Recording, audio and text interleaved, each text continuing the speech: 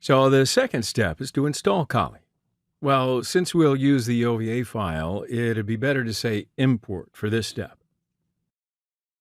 And the download's finished. So let's look at the file location. It's under the download folder. Now I'll open the VMware Fusion interface. From the Add button at the upper left corner, choose Import. Click the Choose File button and choose the OVA file you just downloaded and click OK. As you see, VMware Fusion read the file and detected the VM as Kali Linux 2018.1.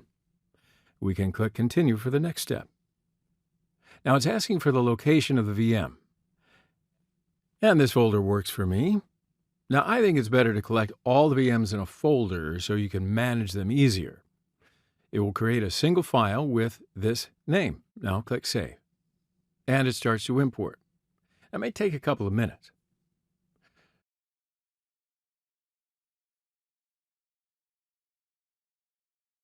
So I want to look at the size of the empty space on my host.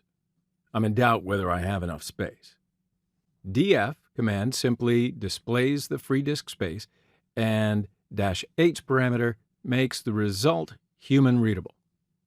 I have 34 gigabytes of free space, and that will be enough for this installation.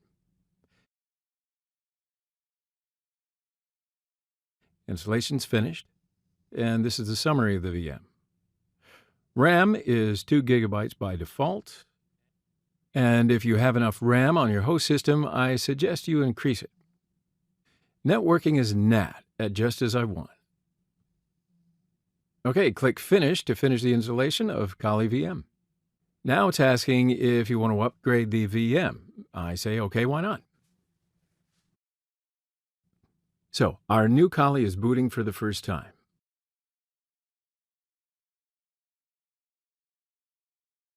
And we're here at the login screen. Let me make the VM full screen. Okay. This is a previously prepared VM, so it comes with a tour password for the root user.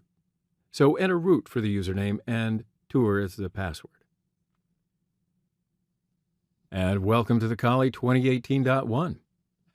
So let's open a terminal screen and check the network connection. Ifconfig to see the obtained IP. ETH0 interface didn't obtain an IP. So that means we have a problem. No worries, that's what we're going to fix. Problems do occur, and that's what we do. We solve them.